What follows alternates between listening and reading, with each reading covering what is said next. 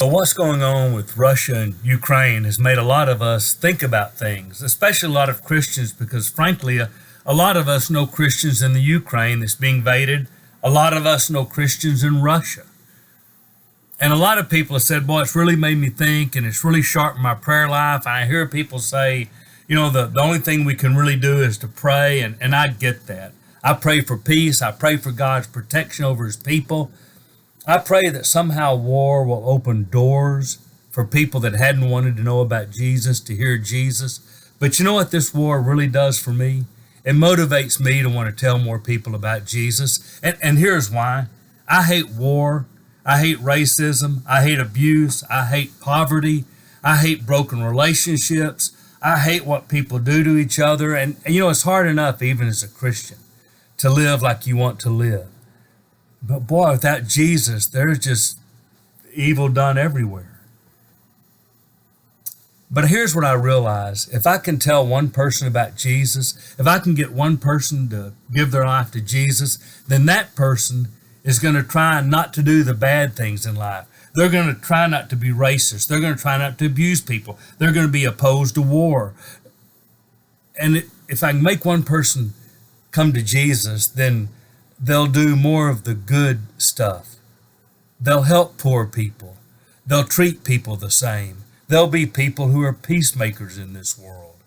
Now, they won't be perfect, but here's the thing about a Christian. If we don't do a good thing, we repent of it and try to do better. If we do a bad thing, we repent of it and try to do better. You see, I don't know that I can change the world by some kind of figuring out some way to bring peace to the whole world. I don't think I can do that. I don't think I can eliminate poverty in this world. But you know what I can do? I can treat people the same, and I can help people that are in need, and I can be a person of peace because I'm a Jesus follower. So when you want to say, what can I do in a horrible world, and how can I? You can talk about your faith. You can bring people to Jesus. This world is always going to be a hard and a fallen place, and it is never going to be our home. My wife and I woke up this morning prior to this video.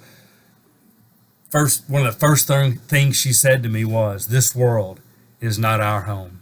And that's true. It's a hard place. But if we can talk about Jesus, we will change lives. We will make the world a better place. And we will change some people's eternal destiny. If I could stop the war in Ukraine and Russia, I'd do it. And that'd really help people right now for the next 20 or 30 years. I don't know if it helps them for eternity. But if I can give them Jesus. So here's what that motivates me to do. I'm still going to pray for peace and protection. But I'm even more committed to share Jesus in a world that has no hope without him. This is Steve Ridgell, committing to pray, yes, but even more to talk about Jesus. I hope you'll join me.